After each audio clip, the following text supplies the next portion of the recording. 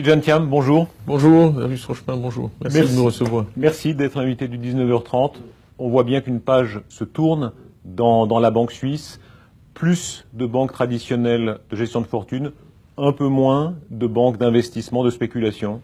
Oui, tout à fait. Écoutez, ce qu'on veut en fait affirmer aujourd'hui, c'est vraiment que notre activité centrale, le cœur de notre activité, c'est la banque privée et la gestion de fortune, et que la banque d'affaires est très importante, mais qu'elle est là pour nous aider à réussir dans notre activité principale centrale. Donc c'est la première phrase des communiqués, c'est nous voulons être un leader de la banque privée et de la gestion de fortune mondiale. Vous réduisez l'argent mis dans la spéculation. Nous réduisons l'argent mis dans des activités qui n'ont pas grand rapport avec ce que nous faisons et qui sont consommatrices de capital avec une rentabilité faible. Donc dans notre banque d'affaires, en fait, il y a vraiment deux parties. Il y a une partie qui est très performante et que nous souhaitons garder et renforcer et qui est très importante pour nos clients dans la gestion de fortune, et une partie qui est sous-performante. Donc je vais beaucoup parler de sélectivité et de concentration. Ce qu'on a fait, c'est de concentrer les réductions sur les parties sous-performantes. Je pense qu'il faut aider ceux qui réussissent bien et être très dur avec ceux qui réussissent mal. On peut dire que c'est le retour à une certaine tradition suisse. Je pense, oui, je pense que c'est une des forces de l'industrie bancaire suisse, là où elle a fait sa réputation, et qu'il faut toujours jouer sur ses forces. Donc, cela dit, je veux aussi être très clair. Les activités de gestion d'affaires sont importantes pour le succès dans la gestion de fortune. Si, comme gestionnaire de fortune, tout ce qu'on fait, c'est emmener ses clients très riches déjeuner, on n'a pas vraiment de proposition d'affaires. Ce sont des gens qui sont très exigeants. Il faut être le meilleur en equities, en fixed income, pour vraiment mériter qu'ils restent chez vous comme clients, parce que sinon, ils iront ailleurs.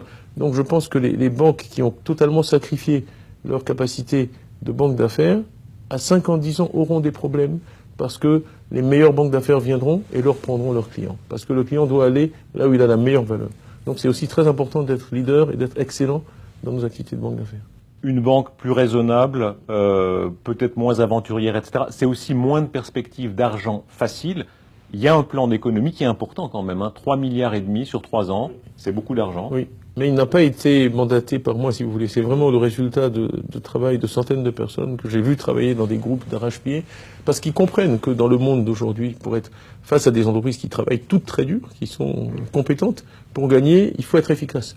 Donc l'efficacité en coût, ce n'est pas un luxe, c'est vraiment absolument indispensable, mais il y a aussi vraiment un programme d'investissement très important. On a 3,5 milliards d'économies. Je tenais à ce qu'on ait, de façon très claire, un programme d'investissement, 1,5 milliard d'investissement, ce n'est pas négligeable. Donc 400 millions en Suisse, 400 millions dans l'international et 700 millions en Asie, donc un tiers en Suisse. Ça veut dire combien d'emplois qui seront supprimés à terme? À terme, alors, commençons par la Suisse, puisqu'on est ici. Sur 3 ans, les réductions nettes seront de l'ordre de 1600, donc 500 par an, 500 à 600 par an. On est 17 000 personnes en Suisse. C'est en fait l'attrition naturelle. Donc il n'y a pas de programme massif de réduction d'effectifs. Ça sera à travers des... Et à l'international? À l'international, en Angleterre, il y aura à Londres à peu près 1600, 1700. Et voilà. Ensuite, aux États-Unis, il y a 2000 personnes qui quittent le groupe. Donc ce ne sont pas des réductions d'emploi. Dieu merci, ils gardent leur emploi chez Wells Fargo, puisque nous passons nos activités de private bank aux États-Unis à Wells Fargo, comme ça a été annoncé cette nuit. Au total, quand même, c'est une réduction de voilure pour l'emploi à l'échelon mondial. C'est reculer pour mieux sauter, ouais. Pour utiliser une expression française. Ouais. C'est vraiment une fois, assainir les choses. Ce qu'on fait, en fait, c'est qu'on réduit une fois la consommation de capital, et ensuite, je la garde constante jusqu'à 2020. Et ce que je fais constamment, c'est améliorer l'allocation interne de ce capital pour générer plus de profit. Donc c'est un pari ce qu'on a dit aux actionnaires, c'est écoutez, on a besoin de sortir un peu de l'impasse où on est, on a besoin de capital pour faire ça. Une fois qu'on aura fait ça, on va générer beaucoup de capital. On a annoncé 25 milliards de capital généré sur 5 ans. Mettre 6 milliards pour en récupérer 25, ça reste un investissement de qualité. On voit qu'il y a une restructuration importante qui a lieu. Ça veut dire aussi des centres de décision qui vont évoluer. La gestion de fortune internationale, par exemple, où est-ce qu'elle aura lieu? Elle va être par marché, parce que tous les clients, chaque client vit quelque part.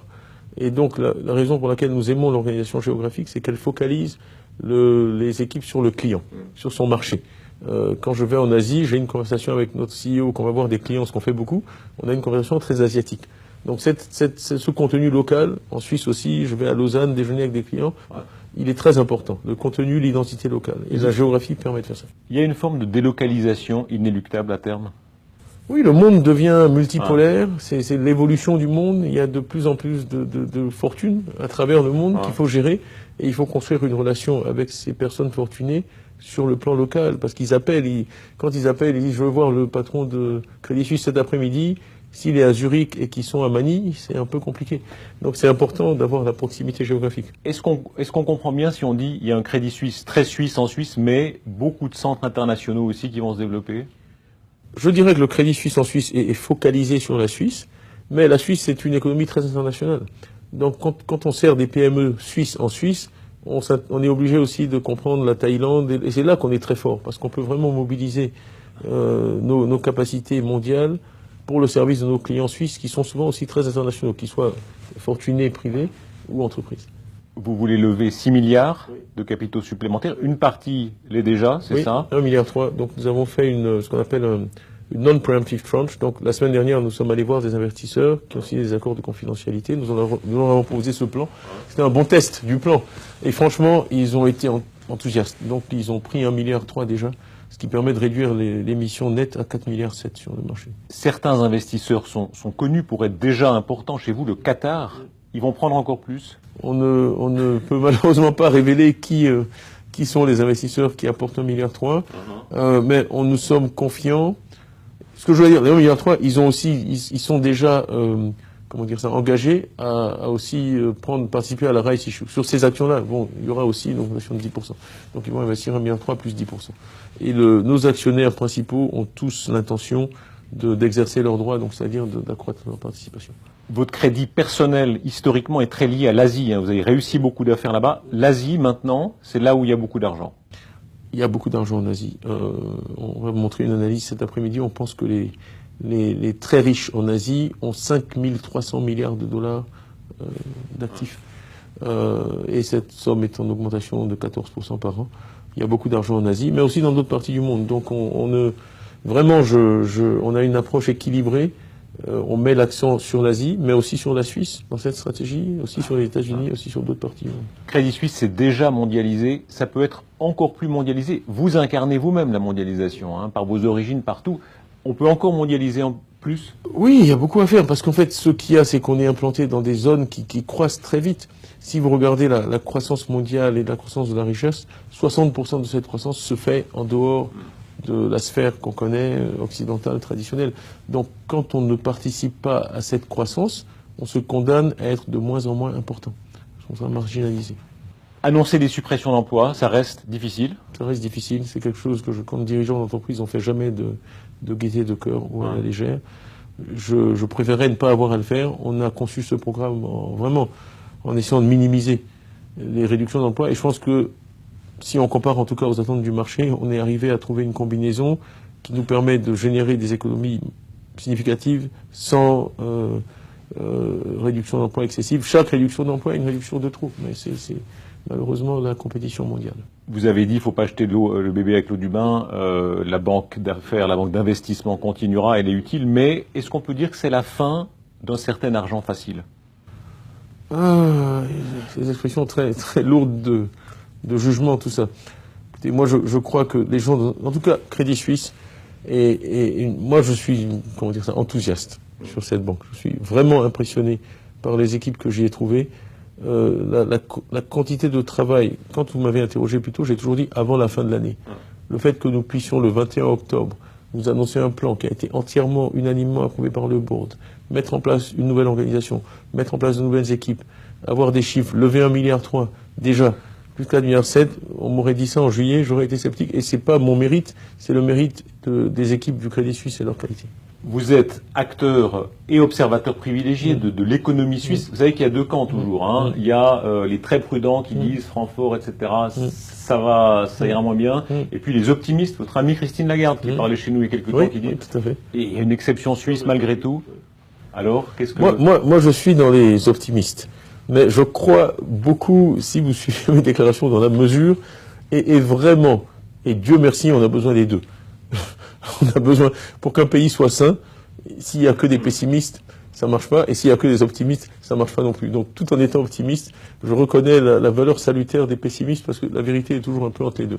Mais je pense que c'est une économie extraordinaire, avec de grandes forces. Votre regard sur la Suisse, vous savez que les Suisses ont voté le 18 octobre, évidemment vous ne parlez pas politique, Non. mais quand même, le fait d'être français, venu des grandes écoles dans notre monde, quand vous voyez le génie suisse, quel regard vous avez sur lui? Très très positif. Pour l'instant, je n'ai eu vraiment que des expériences positives. J'ai été extrêmement bien reçu. Je trouve une gentillesse partout, une attention qui est vraiment qui rend la vie ici très agréable. Vous avez un très beau pays physiquement, et je trouve vraiment les gens ici d'une gentillesse extrême. Tidjane Thiam, c'est vraiment votre jour. Hein. C'est aujourd'hui et dans les semaines qui viennent que vous faites vos preuves. Là, ce plan que vous annoncez aujourd'hui, quel état d'esprit? Oui et non. J'espère quand même que je serai jugé sur plus qu'aujourd'hui. Le vrai verdict, il sera dans 2 ou 3 ans, je l'espère. Moi, je suis pas un grand partisan des grandes journées dramatiques. Je suis plutôt dans la continuité et dans le travail quotidien. Dernière question. Vous avez vraiment connu 2 mondes à fond. Hein. Le monde anglo-saxon, dans ce qui peut avoir de très agressif. Aujourd'hui, la banque à Zurich, elle a été parfois trop anglo-saxonne, on a dit. Qu'est-ce qui est en train de se passer? Je ne peux pas juger ce qui s'est passé quand j'étais pas là, parce que j'étais pas là. Donc, moi, ce que je vois, c'est une entreprise qui a beaucoup de dignité, de fierté, des valeurs très fortes, qui a souffert et qui veut vraiment repartir à l'attaque. Donc, pour moi, c'est une relance de Crédit Suisse. On veut mettre cette question du capital derrière nous. Il faut du courage. Le board a été, le conseil d'administration, très courageux en prenant des décisions très courageuses. Et c'est maintenant à nous, les responsables, de délivrer. Toute dernière question. Oui. Dans une précédente interview, vous citiez votre mère, oui. Qui citait, je crois, en Baoulé, qui disait « Le bon sens, c'est la seule vertu qu'on ne peut pas acheter ». C'est vrai. Quand on est comme vous, vraiment au top d'une très très grande entreprise, on oublie souvent le bon sens. Vous dites il faut s'y ramener toujours. Toujours. Et oui, absolument. C'est la clé de tout. Et je sais la mesure. Que j'ai répondu tout à l'heure en disant la vérité et tout. Je dis toujours, quand les choses vont, on n'est jamais aussi bon que les gens le disent quand les choses vont bien, ou aussi mauvais que les gens le disent quand les choses vont mal. La vérité est toujours un peu entre les deux. Donc c'est le sens de la mesure et le bon sens. Merci Tidjane Thiam. Merci beaucoup.